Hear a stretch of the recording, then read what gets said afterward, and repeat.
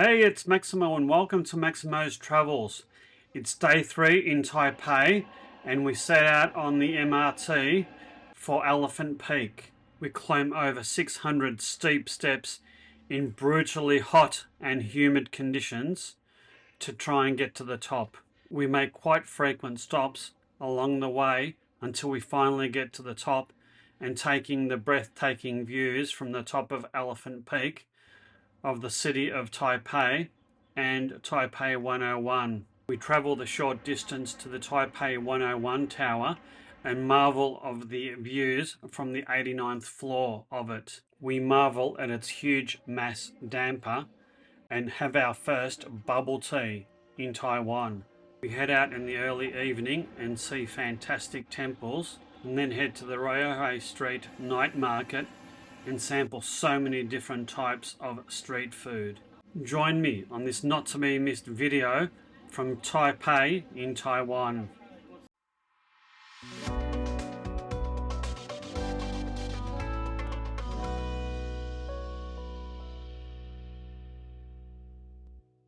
It was day 3 in Taipei and we were determined to get up early and try and beat the heat. We had a light breakfast in our hotel room and headed to the MRT station for the red line, the Tamsui-Xinyi Line to Xiangshan.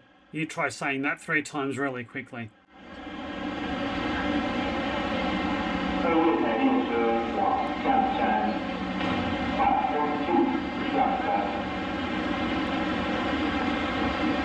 Our first destination was Elephant Peak. This is located in Xiangshan Park, around 1.3 grueling kilometers from the train station. Google Maps says that this should only take 20 minutes. It took more than an hour and a half because we stopped frequently along the way. We left the station at around about 8:30 a.m. and it was just as hot and humid as any other time of the day. The temperature was in the low 30s and the humidity around about 95%. We were coming to Elephant Peak because of the stunning views of Taipei as well as the Taipei 101 tower. It was pretty easy going at the bottom. The track was fairly level and nicely shaded. We'd picked this day to come because it was going to be a fantastic blue sky day that offered a fantastic vantage point from up on Elephant Peak to be able to see the city of Taipei. As we started to get a little bit higher, I turned back to have a look of a taste of things to come. The trail up to Elephant Peak is very well sign marked. From the bottom of the steps, the sign said it was only 18 minutes and 540 meters. It took me a hell of a lot longer than 18 minutes to climb this mountain. And you can tell you're on the right path because of all these elephant symbols all along it. Oh, that's going to be a long way.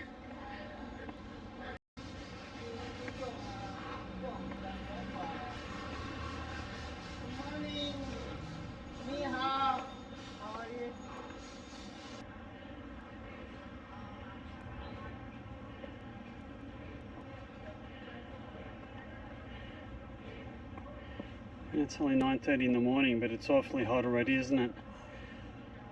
There's a lot of steps. A lot of steps. You do require a moderate degree of fitness to come up here, but given the heat and humidity, I'd suggest that you bring plenty of water, light clothes, and take plenty of rest stops. And bringing a sweat towel is an awfully good idea. The higher we got, the better the scenery. I'll let you have a look at our grueling journey up the hill.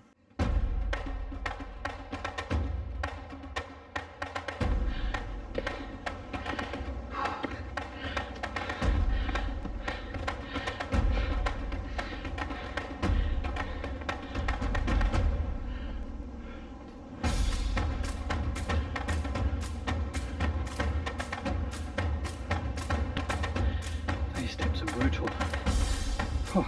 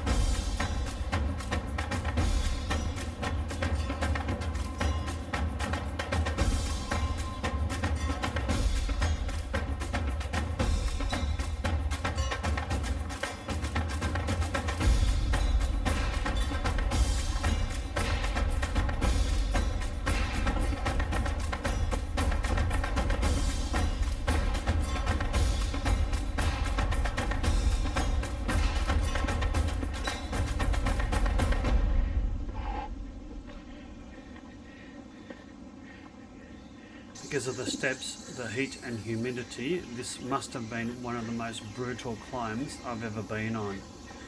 If you've got issues with fitness or heart issues, this is definitely not for you, especially during the hot summer months. More than 500 steps up. It's a killer. Whew. Apparently you can get pretty good views from the top of those boulders. I just didn't have the energy to climb them. The way down not only provided more stunning views of Taipei, but it was murder on the knees. I think this is the most I've ever sweated in my life. I was covered in perspiration. I think it could have probably wrung out a litre of perspiration from my clothes. Down the bottom there was a fantastic temple. We were too buggered to go in. A little longer than a few minutes later. We found a trendy air-conditioned coffee shop and I had a huge iced coffee as well as a couple of drinks to rest and recuperate. We then caught the MRT to our next destination, Taipei 101. We rode the one stop to the Taipei 101 MRT station. It was only about a kilometre from Xiangshan Station. There was quite a sizable food court in the lower levels of the station building. We decided to have a further rest and get an early lunch. There weren't that many people here at this time of day, but an hour later the place was teeming with people. The food at this food court was very good quality and a reasonable price. We rode the escalators up to the foyer of the Taipei 101 building. It was quite a large, spectacular foyer. We then found the lift and rode it up to the 5th floor. So this is the ticket office for Taipei 101. It took us all about 2 minutes, including lining up to get tickets. The tickets cost 600 Taiwanese dollars each. And as you can see from the timing, there's plenty of slots available. Tickets in hand, it was quite a way from the elevator bank from the ticketing office. Once in the elevator, I couldn't believe how fast it was to go up to the 89th floor.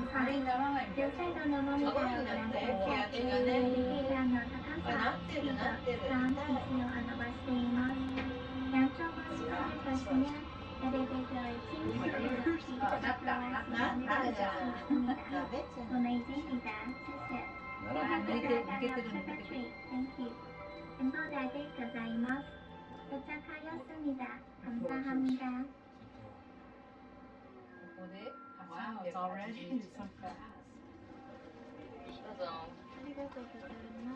Once we got to the 89th floor, I couldn't believe how spacious it was up there, and what spectacular views you could see from the windows. It was a little bit hazy, but a damn sight better than it had been the day before, and you could see for kilometres and kilometres and kilometres. You can feel the building move a fair bit too, and it's vibrating. Spectacular views. Taipei 101 is 508 metres high. It's Taiwan's tallest and the 11th tallest building in the world. It was named Taipei 101 because it has 101 floors above the ground. For an extra 380 new Taiwanese dollars, you can go up to the top floor observatory on floor 101. We thought floor 89 at 382 metres was high enough. We had a very clear view of Elephant Peak, the hill that we laboriously climbed earlier that morning.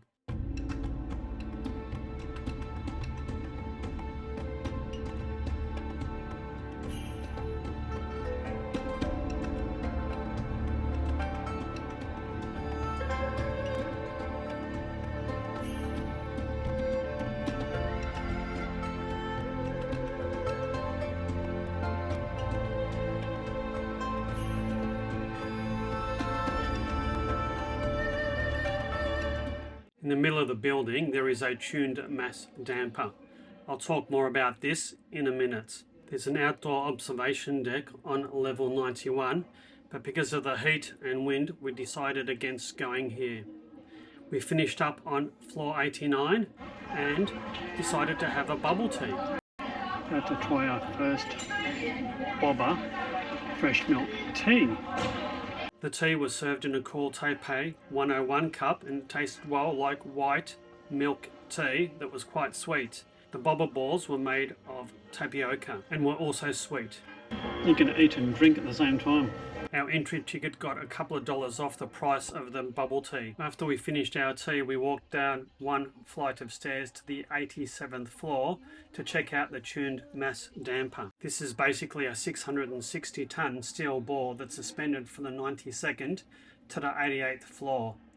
It's a pendulum and it reduces the sway of the building by up to 40% during strong winds and earthquakes.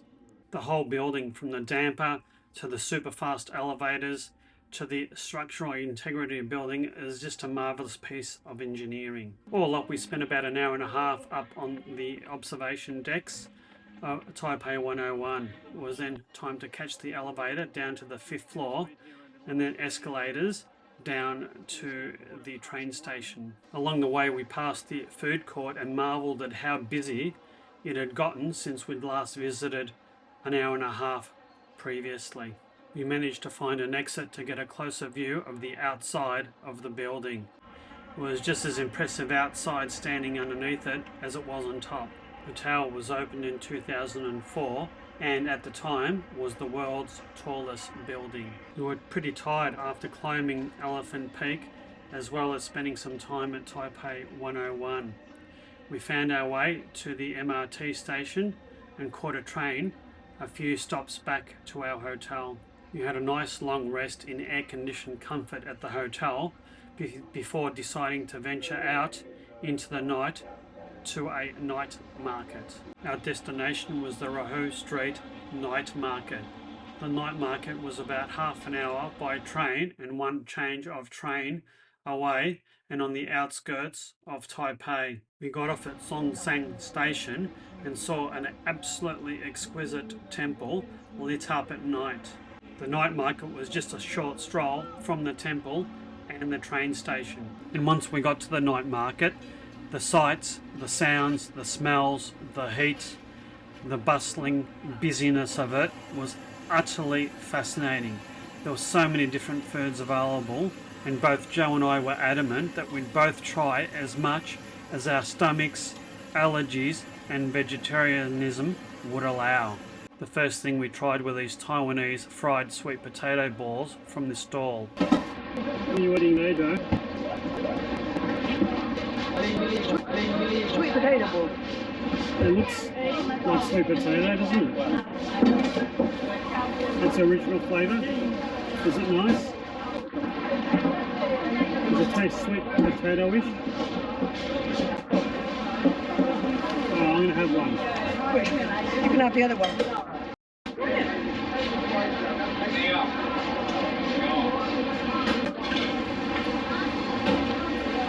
It's empty. Don't eat it. Empty. Next on the agenda for me was some grilled squid. Seeing as I've got an Italian heritage, I grew up eating squid or calamari from a very young age, so eating squid doesn't seem at all exotic to me. On the other hand, Jo, with her British heritage, can I have one squid? Squid, yeah. Would find this quite foreign and unappealing. Jo's a pescatarian, but her diet doesn't extend to squid or seafood. And if you're wondering why I'm having a lot of foods containing soy sauce, it's because my main allergy is to wheat.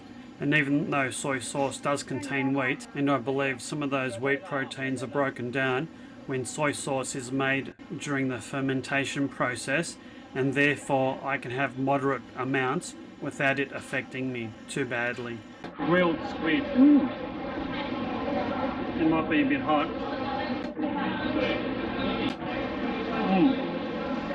Very nice. Is it hot?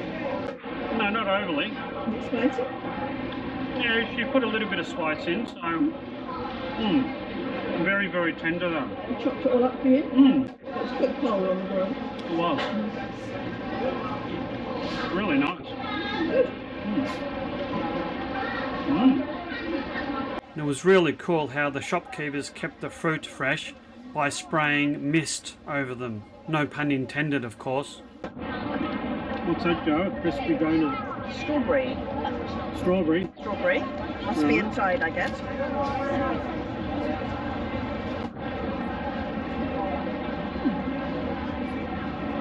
Sort of A swirl of strawberry. swirl.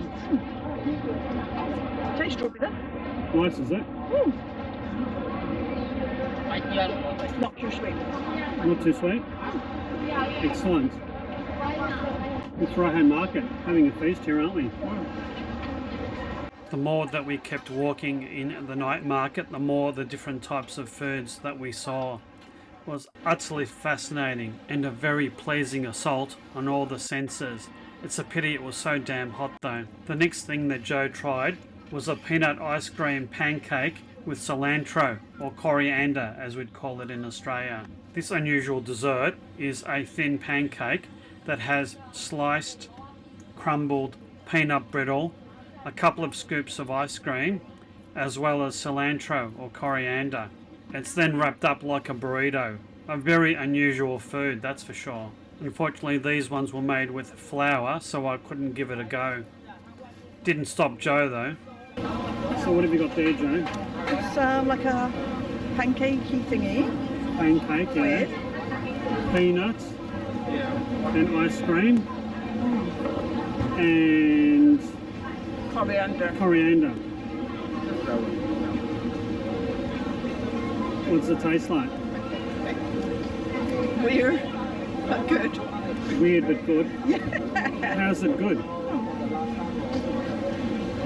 Like, you can taste all the individual tastes. With the ice cream, the peanut.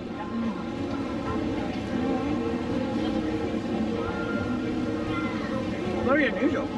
Good.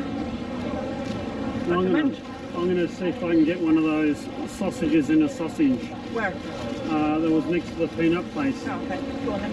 Alright. I'd walked past a few of these stalls and I had to try one of these sausages within a sausage. I asked, and thank goodness for me, all the ingredients were gluten-free. So what this consisted of was a pork sausage surrounded by intestine-filled rice. It looked like a sausage on the outside, but it wasn't. It was sort of like a rice bun. There was heaps and heaps of garlic and some other condiments that completed the full package. As usual in this food market, all the ingredients were made fresh right in front of us. It looked intriguing, but the smells and aromas coming from the grill were absolutely divine. Alright, so I've got my sausage in a sausage. Rice. It's a glutinous rice sausage bun, and there's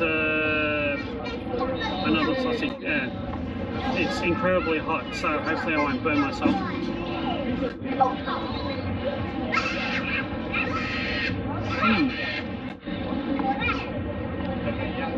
Rice like bun?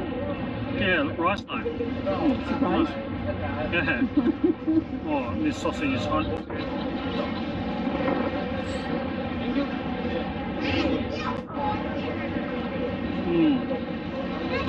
Pork sausage. It's quite sweet, very tasty. A little bit sweet, a little bit salty, a little bit fatty. Nice.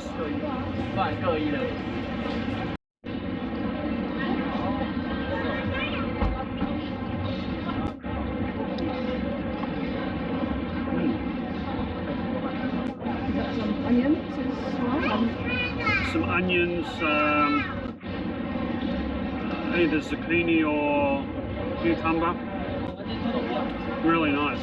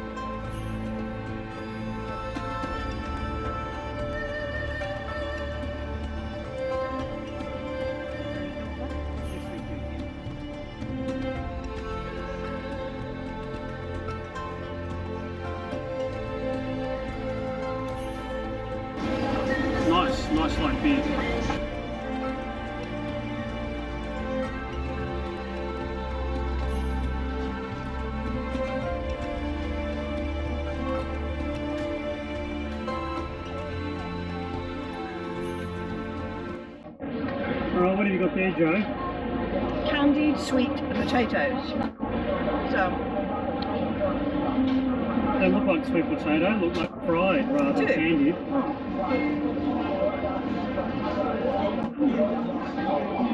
they're hard on the outside, like candied fruit. Right, except sweet potato. Oh, I might try one.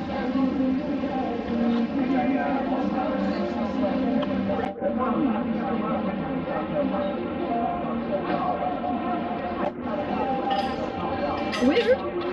It's like having fried potato with Syrup. syrup, yeah. Not too sweet. No, it's not too bad. It's quite, they go together, don't Never they? had anything like that before. No. We'd eaten a lot of food and had a couple of drinks, and the grand total came to no more than about 25 Australian dollars. An absolute bargain for such high quality food. We kept walking for about 1 kilometre to the end of the street, and then walked all the way back.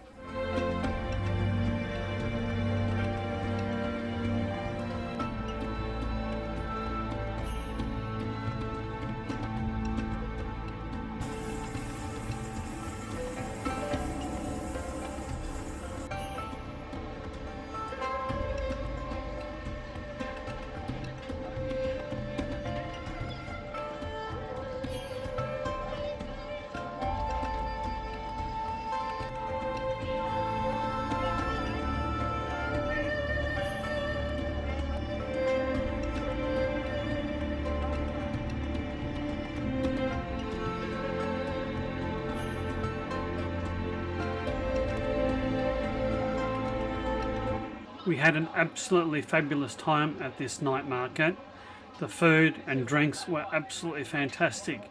The sights, the sounds, the aromas were out of this world. It was damn hot. There wasn't a breath of wind, and all those fires and cooking stalls and all the people made it really, really hot, humid and uncomfortable. A couple of the locals that we spoke to said it was very unseasonal to be this hot so late in the year. Anyway, we had an absolutely fantastic time at this night market and on our third day in Taipei. I do hope you've liked this video. If so, please consider hitting that like and subscribe button. Hit that notify bell so you'll never miss another upcoming video. If you'd like to support my channel, please consider buying me a coffee or hit that super thanks button. And until my next video from Taipei, you take care and bye now.